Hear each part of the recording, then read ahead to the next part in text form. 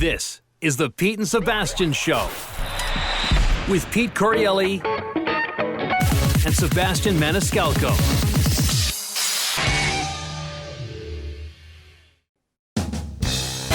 Pete and Sebastian Show. We're back. We're live. It's been too long.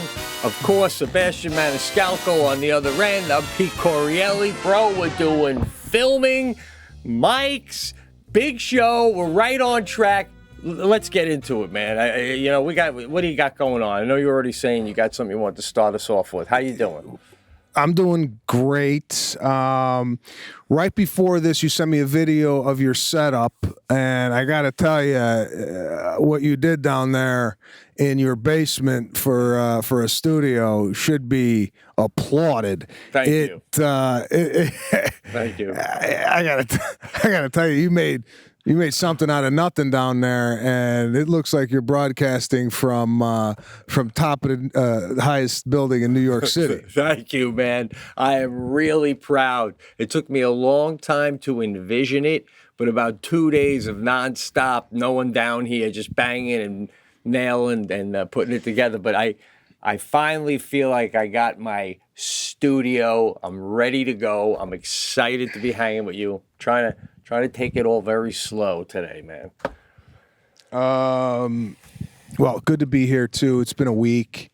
I like when there's a week that goes by because stuff happens in our lives that tend to make good fodder for the cast. And I want to start by saying for the last week and a half, I've been on what they call intermittent fasting to try and lose some weight here because I was tipping the scales at 203 about 11 days ago, and Lana had decided this is enough. Let's go and do this intermittent fasting with this thing they call bulletproof coffee, which had that clarified butter in there and ghee. Yeah. Anyway, I don't want to bore you about the diet.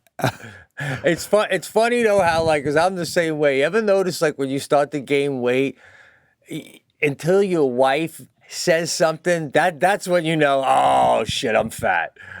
You know, because the wife will give you a little leeway for 3-4 pounds here. You get to that 5th pound, right? It's so when you say, was it Lana's idea because she saw you were starting to pack them on a bit? Yeah, you ever catch your wife kind of like when you take your shirt off and you're talking, but her eyes are fixated on your belly button? Yes, man. The minute you start to think to yourself, I got to do a suck in or anything, you know what's happening. You gotta. So what is this shit you're doing, bro? What are we talking about here now? Intermittent fasting. What it is you eat between the hours of 2 p.m. and 8 p.m. That's your eating hours. That's the Muslim during Ramadan, during what they do that, no eating at sundown, right? Yeah, but this is more like you're taking basically 18 hours and not eating, and you're eating within 6 hours. So you do all your eating within 6 hours. Now, could you eat whatever you want? No, but they're pretty lax with, what you can and cannot have. So I've been doing this for 10 days now. It's been working. I've seen some significant weight loss. Right. It's a little hard to get used to, but we're doing it. So this was last Friday. Lana and I decided to go on a hike. Where we live, if you walk down the street, there's an entrance to a hiking trail, which is about 4.5 miles long. And nice. It goes down, goes up, it goes down.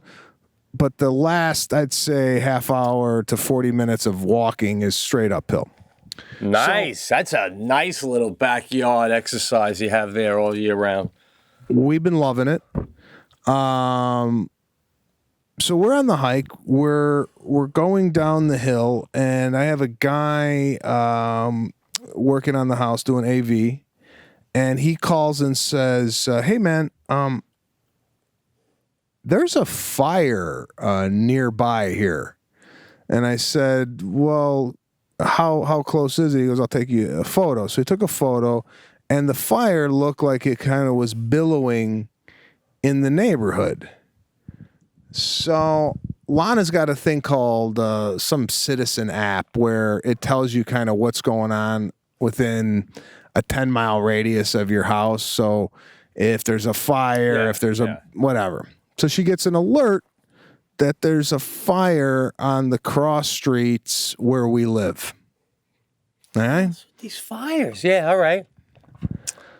I immediately call our nanny and tell her to get the kids and put them in our car and drive out of the house and stay in a location where once we get there, we could hop in the car and get out of there, right? Now, this is separate from the story last week where you were the only one driving and the other comedian, and that was at the end of...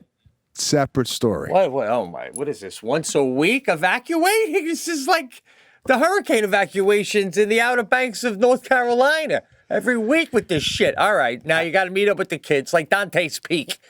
Dante's Peak.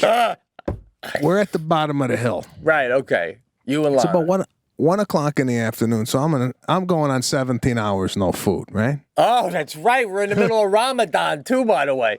I forgot. So we start running up the hill. Yeah. Now, I got a bad knee. I got a torn, meniscus torn. But when your kids are in danger, it's fight or flight, bro. Right. Yeah. So I'm running up this hill like Usain Bolt. All right? Right. As I'm running up the hill, I start smelling the fire. Oh, now your mind is racing. Would you fucking start flying? And now Lana's behind me, right? Right. And Lana's like, hey, should we ask the UPS driver to see if he could take us up the hill? Now listen, coronavirus in full effect, right? Right. UPS, and I don't know if you know, they're on a strict time crunch. The way they deliver packages, these guys are on it's like they got it down to a science. So they can't like veer off the path and be a taxi, right? Wow. I mean, but this is like a free commercial. This is public relations gold, man. UPS cancels a delivery to help evacuate kids. Turns out to be Sebastian Maniscalco. Boom. Are you kidding me? So I got to hear how this plays out. So I go, babe, no, just keep going. So I'm running. Right. Now people are running past us going, I don't know if you want to go up there. There's a fire. Holy shit. And Lana goes, we live up there. Our kids are up there. So that got me even more. I'm like, okay, boom, turning on the now listen, bro, you know, this is similar to like Runyon Canyon. I don't know if you've ever been there. Many times. Okay. So if you were to run up the steepest part of Runyon Canyon, this is kind of what this is. This is no walk in the park. And same terrain too, like loose, hard dirt and stuff. We're not even there yet. We're on the street. Oh, okay. Oh, all right. Well, is any cars passing? Can you get a ride up the hill? No, there's not really many cars. There's it's like a residential street with not a lot of action. By the way, was the UPS driver going in the direction you were running? Yeah, his car was facing that way. His truck was facing that way. I didn't want to risk it with the corona. I don't know what the hell was, and I'm sure I didn't want to put him in a position. So anyway, I'm just like, let's go. So we're going. Now, I pick up the phone and I'm telling my nanny as I'm running. So I'm taught now, bro. I don't know about you, but when you're in the middle of a full-fledged workout, could you talk? No, bro. You're on an adrenaline high that's like rarely even heard of. I mean, come on. You're halfway up there and then people are telling you don't go that way. There's a fire. And your kids are up there. What the fuck, bro? It is pumping. It's pumping. You're talking, running. Shit. And I'm on a fast. And right? I keep forgetting the fast. So I got to rest. I do a knee drop. You ever, bro, I had to. I was going to pass away. I have never seen Indiana Jones take a knee drop running away from the bad guy.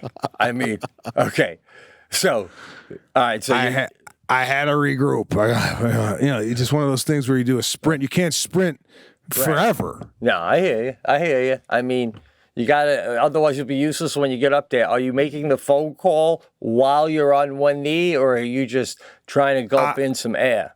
I start the phone call as I start back up again, but I'm huffing and puffing. And my nanny is she's from El Salvador, and she speaks English, but you know, when you're on the phone and she's with the kids and there's crying and this and that, the other thing, I'm trying to give her instructions to go outside and where to go and whatnot. I say, keep your phone on you, because she has a tendency not to have her phone. So I'm trying to explain all this stuff while I'm running up a mountain. Now, Can she drive, this woman? yeah.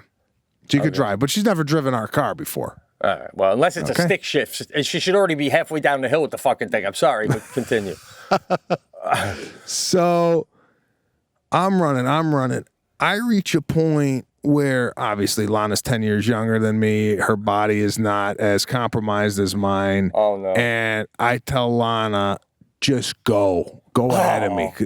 What, bro, what do you mean, Oh, my God. We're just doing a whole adrenaline speech, and when it's your kids involved, now you're taking a knee and telling your wife you got pom-poms on, going, you got it, Lana, go, Lana. Holy shit. Bro, I looked at this as an almost a relay race. Right. Where I took us to one point, and now you got to take us the rest of the way. Point nothing. You act like you fought off a dragon to get to where you guys were. You came out of the gate way too hard. And, I mean, so... Bro,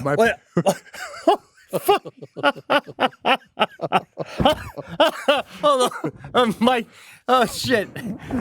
So, when you said to go on ahead of me, like, did you take a second knee at that point? While I said it, I was bent over, and I think it was just, I didn't even look at her. I just said, "Just go, just go." Now she's on the Ramadan diet too, though, right? Yeah, she's on Ramadan. All right, but she paced it out nice. Yeah, where she had energy. Now, yeah, gosh, she goes ahead of me. I start picking it back up again. She is now out of sight. I can't even. Jesus. It's embarrassing. It's fucking. But I'm sitting here going, holy shit, I got to get into shape. This is ridiculous. I can't even save my own family. I mean, shit. You cannot dangle any more motivation in front of you to fucking get up and run than this.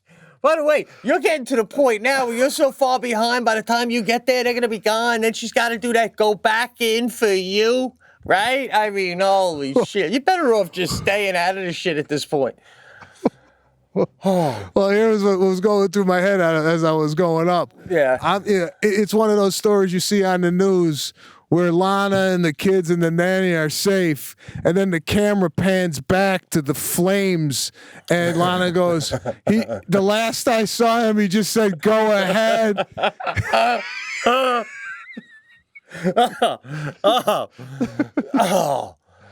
So, wow. Yeah, it was one of those things where I was like, oh, am I going to be the guy who... You know, the story's going to be he had a bad knee, he was on a fast, and it looks like he just couldn't go and got eaten up by the flames. So, as I'm running up the hill, I see on the ground a half a bottle of Fiji water that Lana had and had dropped for me.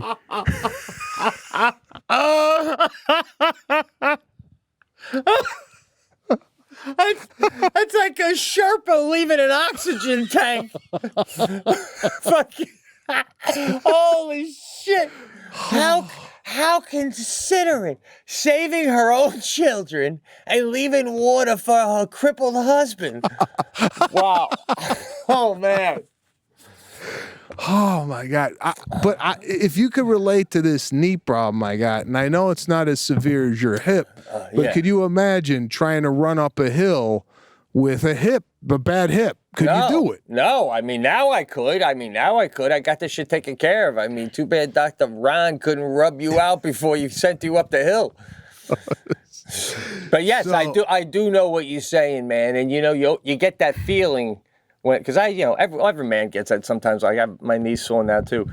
You ever get that feeling where you're like, it could buckle, like just any step. Any step could be the fucking one where I'm just down, Oh, God. Just knowing you're going to be doing your next special in a director's chair. Well, I had me buckling on a mountain with a helicopter with one of those stretchers coming in. You ever see that? Where they got to lower it into the fucking flames? Yeah, man. I see The Rock was flying one of those in one of them earthquake movies, man. Maybe they don't even have enough to bring two guys at once with everything else going on, so they just lower you to basket. And you gotta roll yourself in while the flames are all around you. Oh shit! Oh shit! God. So I grabbed the water. Yeah, I'm coming up the hill. Right where they are.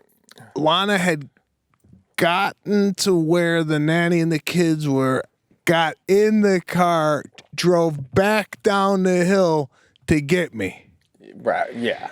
Wow. Mind you, when this first started, I forgot to tell you this. I called the guy that runs the front gate and I said, "Is there a fire nearby?" He goes, "Yeah, it's down the street. It's gonna hit a lot more houses before it gets to yours." I'm like, "Oh, that's guy. This is not like a burglary ring where they're like going down to each house. This is fire. It doesn't wait till the house burns and then starts burning the next." Right. It's not an animal. It doesn't get stuffed, Well, okay. They burned two houses before you. Now it's taking a nap, right? Holy shit, bro. I mean, this is like you live in a world where you got a roof for an earthquake to put the fire out. This is so I get in the car and Lana goes, "Oh," and while I was talking to the security guard, I go, "Are people evacuating?" He goes, "No, not yet.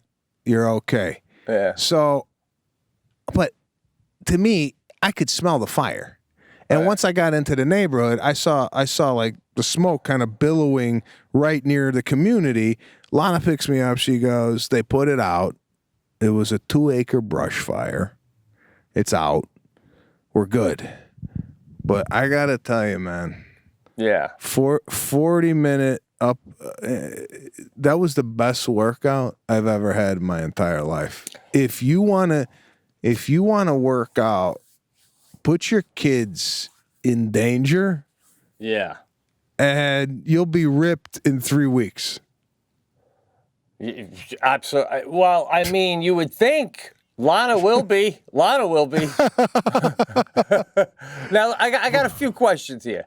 Yeah. First of all, just from a fire standpoint, you're like me, right? No matter where I am, indoors, outdoors, no matter where I am, if I smell fire, that becomes the fucking priority, right? You don't go, wonder where that's, right? And go back to what you're doing. You drop all shit, right? So, this security guard, what is it? This is the second story. You told me another one off air where I'm starting to wonder, what's going on with these security guards? There should be men in towers looking for fires where you live. That's how crazy it is. Now, secondly, go ahead. No, go ahead. Secondly, how far would you say overall from where you and Lana got the news and started running to where the kids ended up being? How far was that total run distance, would you say, about? I'd say that run was about almost 2 miles. Wow. All right. Uphill. All right. Because I was going to say, if it was a half a mile, You should still be keeping up with your wife at a half a mile. But my wife would blow me away at that point, too. Yeah, wow, bro. That is why. Why didn't you take the UPS truck? He would have let you in. There's a fire. He's probably not even wearing the mask. Fuck it. Anyway, thank God kids are all right. Probably should have asked for a ride, but he could only give me a ride so far and would have to drop me off at a point where cars can't go, and that's a big hike. I mean, the UPS would have saved me a little time, but it's not like he was going to drop me off at my front door. Right. Wow. What story? I mean, is this going to be a weekly thing now with the fire? Well, I feel like the minute you decide to not take it serious, and you and the kids, well, God forbid, but that's the one time when yes, it is going to be what you're going to have to deal with, bottom line, because you can never not take that shit serious. What, don't they have like if everybody in the neighborhood kicked in like 40, 50 grand, can't we just drop some fucking chemical all around? I was thinking, can't the neighborhood just buy a helicopter with water in it, right? And just when this shit happens, we got it. It's on a helipad in the community, and it takes off and it puts the fire out. I'm sorry, when you're right. You smell fire. It's one of these things where you have to locate where it's coming from in order for you to continue on with your day. I feel like that is one of the smells. That and gas. You smell gas? Oh shit. That's another showstopper, right? That's even scarier. When you smell like gas from like a leaking stove sort of gas. Oh fuck! I'm like, we can blow up at any given second. That's just get the fuck out of the house. That's what that is right there. I am with you on that one, man. Man. But yeah, no, you need to hire, like, you got 5 guys in towers, you got a helicopter on call. I'm talking the kind of service where if somebody lights a cigar on the shoulder of the road, within 30 seconds, there's a guy right there with a fire extinguisher asking for his fucking driver's license. Yeah, man. Oh, man. So, wow. So that was last week. I gotta tell you this, and I'm not one to kiss and tell, but I gotta. Right. Last night, we were invited over to Alex Rodriguez and J.Lo's place for dinner. Okay? Holy shit! Just the 4 of you? I don't know what's gonna happen there. I was talking to A-Rod and myself have become friendly over the last, 4 or 5 months. Wow. He's a fan. We did a charity golf event together. Yeah. We've remained, kind of text buddies. I called him on the phone once. Nice guy, right? Yeah. And we were just kind of texting back and forth. He's like, man, COVID, kind of bored. Why don't we get together this week? Now, I'm like, all right, maybe we meet at like a hotel. And he goes, bring Lana. And I go, oh, okay, man, this is more maybe of a couple thing. Yeah. Now, we had met J.Lo at a party, an Oscar party. Lana and I had met her and Rodriguez there. Yeah. Okay. By the way, thank you for sharing this with us. I know we're not gonna, you don't get deep, and you're not the one to kiss and tell. But on behalf of the listeners and myself, hey, thanks for letting us into the world a little bit, man. This is cool. By the way, are you buying the Mets, bro? With A-Rod? All right. Anyway, I gotta get the fire situation taken care of over here before I start investing into a baseball franchise. Oh, shit. I gotta buy a fire blanket before I hang out at your house overnight. Shit. So awesome. Yeah. And I hope I'm not crossing any confidence boundaries here, but it's nothing like. It's what I'm about to say is nothing like private or anything. It's just my kind of take on this whole experience. I have just now found myself in these situations where, it's just very new to me. Yeah.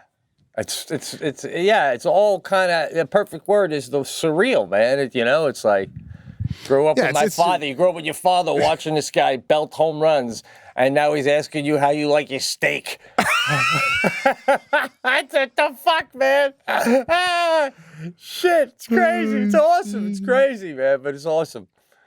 So, I gotta tell you, like, I'm very punctual. If you invite me over to your house at 7:00, I'm gonna be there at 7:00. All right, but if you pull up, if you're on my block at 6:55, are you pulling in, or are you going to do a drive around, pull in at 7? It's exactly what we did in this situation. We were 6:58. I mean, I timed this so good. 6:58. Yeah.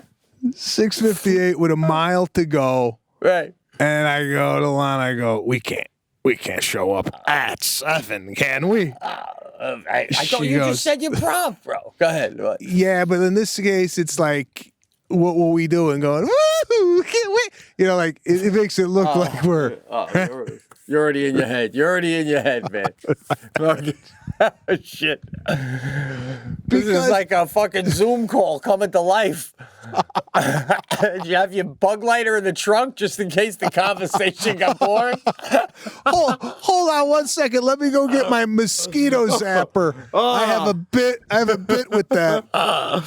So what was Lana thinking? Do the drive around or no, go in? She's like, pull over.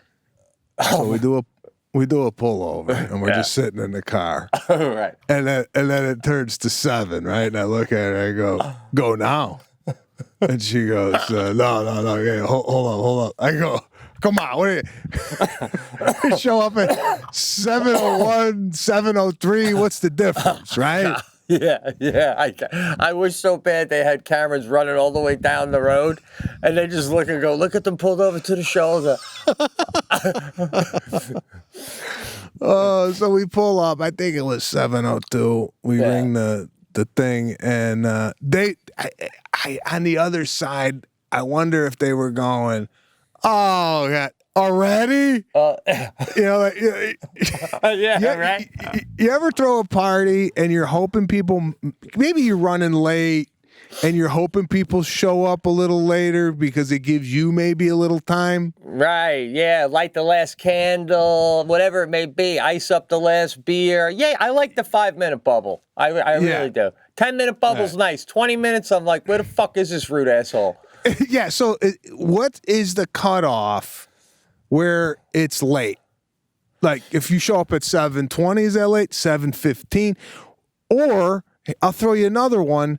When do you tell or call and go, hey, I'm running late? Like, if you're going to be 10 minutes late, is that worth the call? 1 sec. No, that's not worth a call for anybody, no matter that, except business, but no, not for a social engagement. I don't think 10 minutes. You get to the 11th minute and then you're in call territory. Okay. So we're 7:02. We pull up. Mm-hmm. We go into the house. We're greeted by 7:02. It's just really, it's really bothering me now. It's like fucking bothering me. It's like, Jesus Christ, the fuck, did you camp out at my gate? Holy shit, fuck. I mean, it just seems like a 7:08 just sounds 7:10. I'm friends and family. You could go as late as 7:20, but A-Rod and J.Lo first hang with them. I'm thinking about a 7:10, but 7:02 may as well be a 7, bro. Who we kidding? I know. I should have maybe pumped the brakes on that whole deal, but right. All right. We're in. Oh yeah, you are. And this is so cool, man. Lana and I are sitting down in this like little sitting area, and we had, they had some people working there, housekeeper, and so there's people there, and I don't know, it's just 5 or 6 people there. It could be staff. I don't know what's going on, but we're talking with them and whatnot. I'd say about. Now I'm going to throw this one at you. Yeah. For the host to come down, what's too late? Like, if I invite you at 7 and you're yeah. at my house at 7. Oh, well, for A-Rod and J.Lo, 12:45.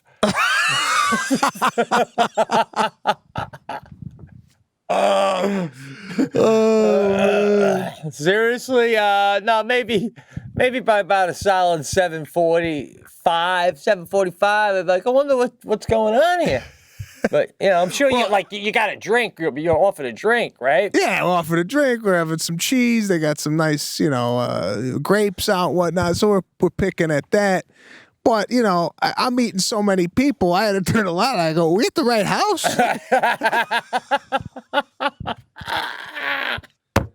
Oh, shit. Oh, man. And here's another thing. And let me pick your brain on pick your brain on this.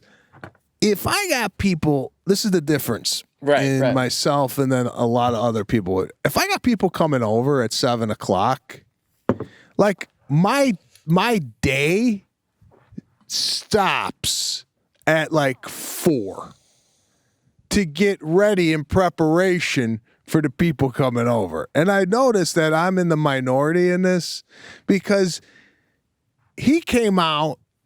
He looked like he just got out of the shower, and I think he just worked out. Like, I'm not going to butt my workout up to the 7 o'clock start time on a party. You know what I'm saying? Like, I'm not going to start working out at 5:45 if people are coming over at 7. Well, right? I mean, what does A-Rod got to do? Fold the napkins? I mean, why not work out right before everyone gets there?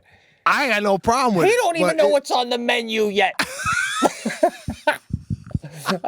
By the way, I go the opposite. A-Rod works out right before I get there. That tells me he wants to clean the system before we start drinking some wine, eating some good food, and hanging. All right, go ahead. Yeah, man. I'm just not that busy that I gotta like my day is like slotted like workout 5:45 to 7. Get in the shower, come down fashionably late. I'm like in the shower early, I'm out and about. I'm greeting you at the door. Right. Right? And I even said this to them. I go, man, you got like a warm-up team that comes out first, and then you guys come. I go, I'm going to invite you over to my house, and just full disclosure, I'm coming to the door. Yeah. I got nobody. I mean, you're setting up the charcuterie plate 30 minutes before the thing starts. I'm with you. All right. So that's awesome. He comes in, we start chit-chatting. Nice guy. We go out, we sit down on his patio, just talking about life and what have you. J.Lo comes down, beautiful. I mean, she's just stunning.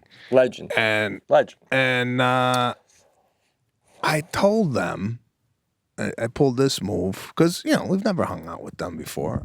I told them, I said, listen, I don't know you guys. I've never hung out with you in a social environment, and I've never been to your home. Right. You have to tell us when you want us to leave because we'll sleep over. Right? That's a great opening, too, by the way. I mean, is that a move that maybe should be adopted for future parties? I mean, if someone told you that, wouldn't you go, oh, man, thank God? You know what? I got to say, take it a step further, man. I like to think I'm the guy that I'm not going to put you on the spot and make you have to tell me up front when it's time for me to go, right? What I like to think is I am a mind reader with that. Right when you're thinking, man, I really wish he'd make that his last beer. Oh, he is? He is? Oh, you're leaving so soon? Oh, fuck it. I love this guy. That's me. I'm that guy. I know. Yeah, I know too. And I should preface it. I had thought that. One second. I got my father just... Never text. Yeah, and she admitted she got caught without me knowing. I guess I have to drive and say that maybe. Okay, cool. And, at this point, let me sidebar this. No problem. At this point, hold on. In life, with the parents, right?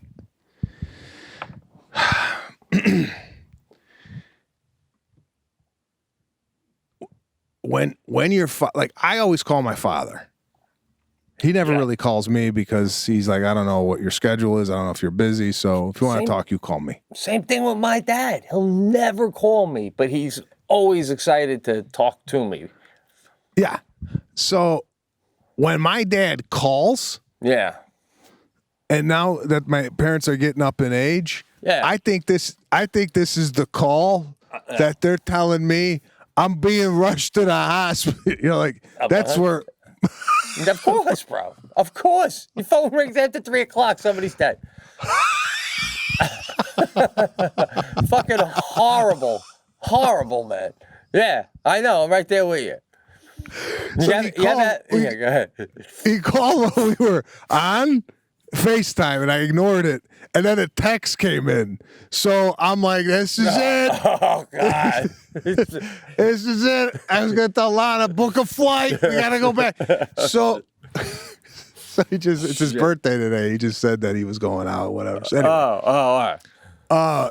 Getting back to the thing, I didn't say to them in the beginning of the night, let me know. What had happened was, and this is the difference between normal not normal, but I should say, if you're non-Italian, this is the difference. Yeah. We went from outside to inside to have the meal inside. And then after we had the meal, we moved to another location for coffee. Okay? Right. Nice. Now, Italians, we sit at one table for everything, right? We'll have dessert in the same crumbs from like we'll eat ice cream while looking at a piece of pasta that flew off the plate that's still on the Absolutely, man. You have an apple pie and there's still a half a glass of white wine to your right. Right there with you. Yeah, like we could be eating like pistachio gelato and be looking at the bread basket that's still on the table. Right? Break it down, set it back up meal by meal. Yeah, this is nice. Doing relocation for every situation. Relocation. Yeah, it was drinks outside, dinner inside, and then to a nice little cozy nook for coffee. But in my head, I'm thinking, oh, all right, this is like we keep moving closer to the exit. So the next move is the driveway, right?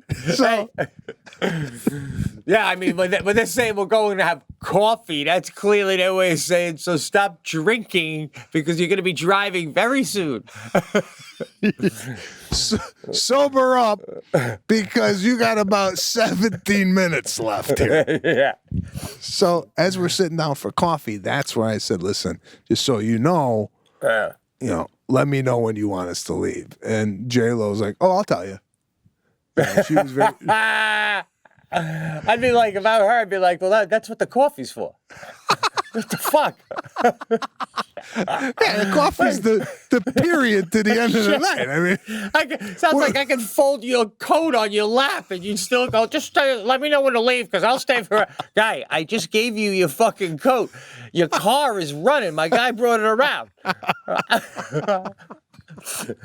Oh my God. So I gotta tell you, it was a fun evening. It was really, they were gracious hosts. They were really engaging. It was really nice to actually sit and, we did the whole social distancing and what have you, but it was a great awesome night. I really had an enjoyable experience over there, and that's awesome. It was fun. It was a fun night. How could it not be, man? Holy shit. Now you're getting into territory where it's a Saturday night and LDC calls you up to play some paddleball under the lights, but A-Rod and J.Lo call you to do a little karaoke. Did I just give myself that echo? Yeah, anyway. That's cool. So that's what's going on over here. I'm sorry to monopolize the entire cast here. What's going on over at the Corielli residence? Hold on. Boom, dude. Bro, can you it's see it? really it's washed out. I got it. Oh wow, bro. Yeah. Oh. Pete and Sebastian, the cast masks. Oh shit, dude! Look, you can do a slide over to put whatever face you want, dead center. Wait. Are we selling these? I don't know. Are these available? I tell you, yeah, you see these things, you're almost rooting for the Wuhan special. These are courtesy, and I got a bunch of them. I got some for you, of my man Bob Seldman, and it's Bob at, I want to read this right, man. Bob at B-Hooks? Oh, Par Shots Inc. Don't worry, we're going to get that in there properly, Bob. But he's from Long Island. Look, he even gave me a poker chip once with the Pete and Sebastian show. He sent me a thermos with Jackie running in the marathon. He sent me a thermos of the whole Maniscalco family he found online. You, your two beautiful children, and your wife, all on one water bottle, man. Well, yeah, so nice. I got to get that sent your way, yeah. So, and then somebody else sent me anonymously, dude. I don't even know who this is.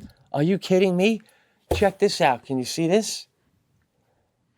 Oh, bro, you got a piss can. I got a box of them. A box of 3 of them. They're medical piss things, so you don't got to get out of bed. They go right between the groin, nice. With my new studio, unless I got to take a dump, I can stay down here for, I don't know, 3 jugs worth, bro. Oh, this is fantastic. Are you going to take one of those to go in the car and just keep it in the glove compartment? Well, I told Jackie, this is great when I'm on the road. Sometimes the only reason I have to stop is to pee. And she's like, you're going to piss in a jug? And I'm like, if you don't know, you don't know. Like, you wouldn't know. Absolutely. Yeah, so I'm very excited for my new studio. So, by the way, I just want to say the other day, Sadie's at that age now where I did one of these, man. Jackie's got the clothesline. She can't get the clip off. And she goes, how do you get it off? And I go, you just got to jerk it. And then I go, and then jerk it again tonight on the couch, right? And Sadie's writing with chalk on the driveway, and she goes, Dad, the clothesline can't reach the couch. And I'm like, yeah, no, I know. Daddy was being silly. Oh, man. Now, I just want to ask you one fatherly advice. Yeah. And this goes out for other dads out there listening who sometimes get torn, especially in the time we're living now. I want to tell you a scenario that happened yesterday that I'm feeling a little weird about. And if you think I should have maybe not said anything about it, or it is what it is. We're in, I think, phase 3. So yesterday, the playgrounds officially opened up. So I take Sadie, we're going to go to a playground near us, the best one. We get there, and there's about 3 or 4 other kids there, one set of parents, and then 3 of the kids, one was like, whatever, but 3 of them, they were all like playing with each other. Between you and me, I'm just gonna be honest, man. White trash. You know what I mean? Like, just. Yeah. But whatever. I'm not saying I'm judging. I'm just saying you notice things. White trash. You notice things. Yeah. So there's a boy about her age, one of them, and her and him start doing monkey bars and challenging each other. Sweet kid. They play together for about 45 minutes. I'm rooting this kid on. I'm being a nice guy. No problem with any of it. He's with like a 20-something-year-old girl, turns out as his stepsister, right? So after 45 minutes, I'm getting ready to kind of go anyway. I'm done. I want to split, right? So the girl, the 20-something, she's like 28 or 27, she comes and she sits by me and she starts going about the kid she's with. Yeah, that's my stepbrother. I feel really bad for him. His parents are breaking up or they're divorced or something. I was like, oh, yeah, that's definitely tough. I understand, it's a tough time, And she goes, yeah, and he's got 2 sisters.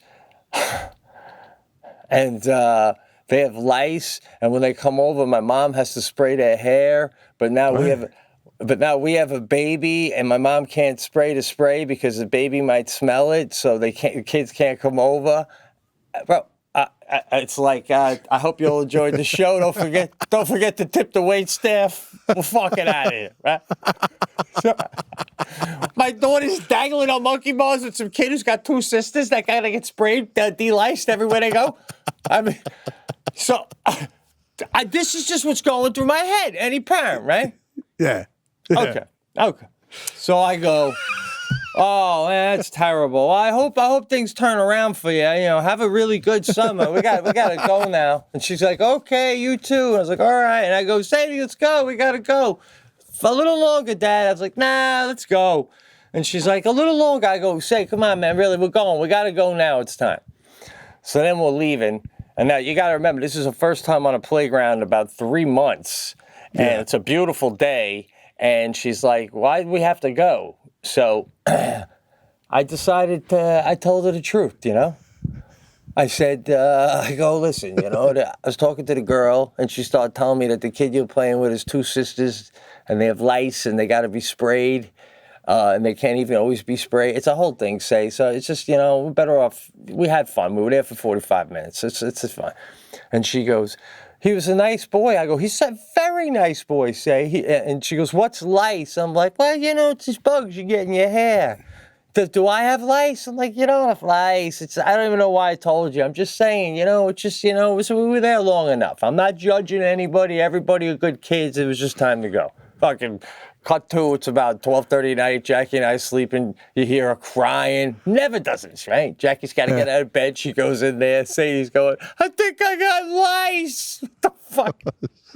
Now, do you just say it's time to go and leave it at that? Or, I don't want to make my kid be someone who judges. And I know maybe I'm judging, but I also don't want I want my kid to be aware enough to know, hey, you hear somebody's rolling with somebody else with lice? You fucking get away from all those fucking people. Right? No, I'm with you. I mean, I think she's at the age now where she could then start to, make these judgments where if she's in school and she knows someone's got lice, you stay away from that person, or you might not want to play with that person. It has nothing against the person. It's just that you don't want to have to come home and shave your head because Exactly, man. Bro, if you did it light, bro, I would have stopped off at CVS and shampooed her hair in the car. Oh shit, man. Well, I tell you, it's like you said though. I think I'd rather have her. I'm not saying if you ever around a kid with lice, go, ew, you're gross. Just do a oh, is that a blue jay? A slow fade. So we had a kid with lice, and I don't know if this is just this one instant in grade school. I remember a kid. You remember. Look how much shit you forgot, and you remember this one fucking kid this one time. But at the time when they mentioned who had lice, because what happens with the lice check, right? Yeah. Oh yeah.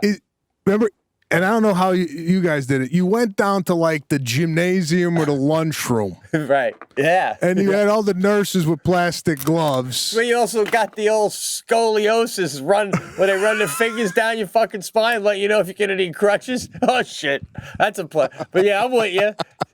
So you went down to the lunchroom, and then you came back to class. Now, there was always one kid missing.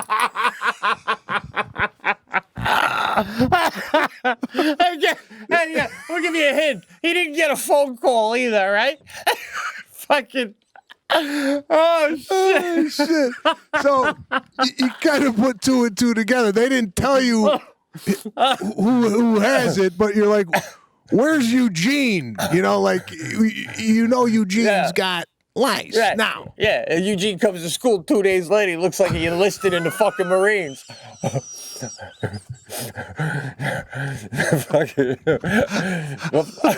So, but in my experience with lice, and this is my experience, it's fucking hilarious. when they told you who had lice, Right.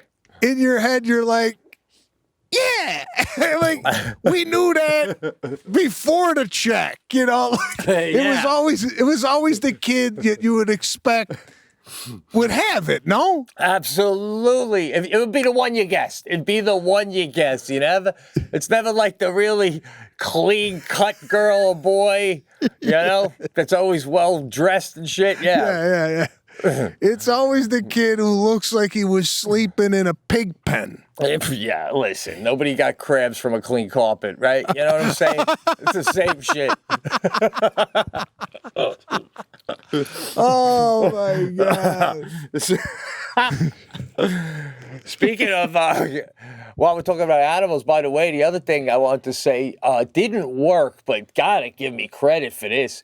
Remember them old smoke bombs we'd have growing up where you light them and then they'd eventually smoke a different color? Like really thick? Yeah.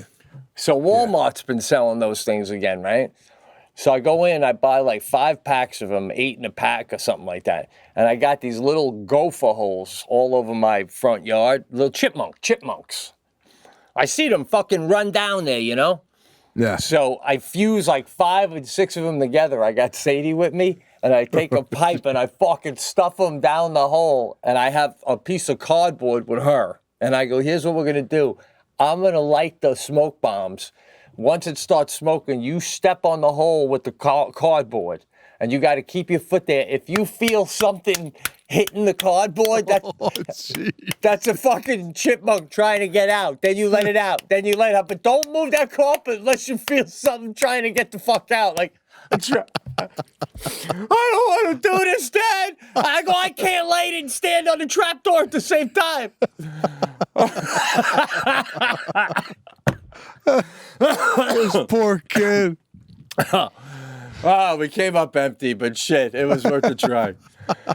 Oh, God. So, hey, look at that. Smoking chipmunks out of their holes. You got to go back to work, bro. Oh, bro, what's it? Work? Are you kidding me, man? They're tearing down.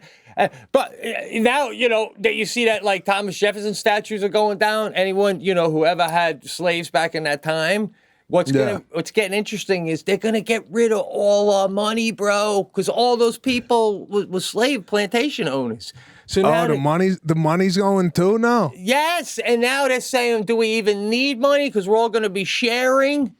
But if we are gonna have money, they want to redo the money.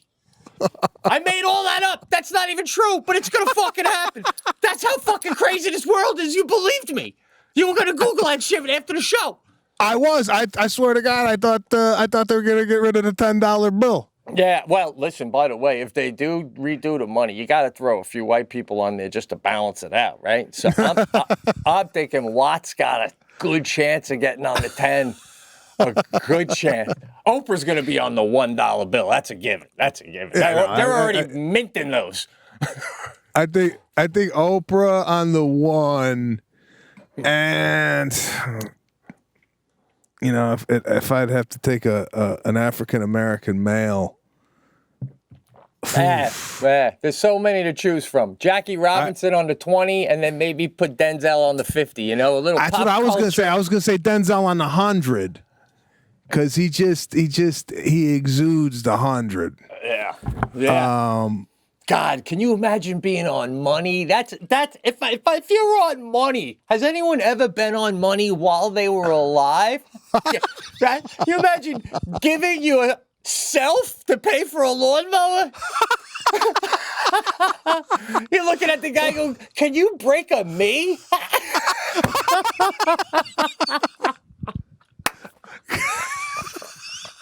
Fucking ridiculous. Oh my God.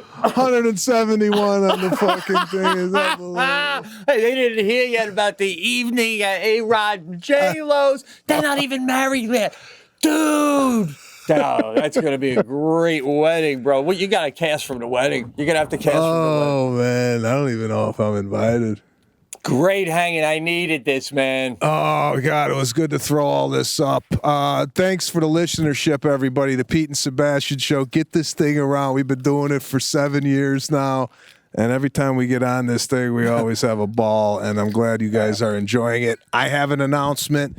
June 28th, I'm doing another virtual dinner called Sebastian's Sunday Supper. We're doing it with Chef Dominic Bartolomeo. You're going to get a box of wonderful Italian food curated by Dom. We're going to get back up on Zoom. We're going to have some special guests, some contests, some giveaways, and it's going to be another fun evening. We partnered up with Good Plus Foundation again, as well as the Comedy Store Benefit, which is giving money to the employees at the Comedy Store where I started. So because they haven't been working in over 3 months and they need some money. So that's at SebastianSundaySupper.com. Awesome. Get your tickets before June 24th. Now, a question with that. So obviously it's like last time where the food is only going to be delivered locally because it's a local thing. Nationwide this time. Wow. We've opened it up nationwide. Everybody in the continental United States is eligible to get a box. It will be delivered to your door. The box is not just an Amazon box. This is a box designed by my wife, Lana Gomez. Wow. And it's going to be a fun night. 4:30 Pacific, 7:30 Eastern. And we're going to have a ball. And that's it. I have a massage I got to go to. So right. I will talk to you soon. Good hanging. Good hang.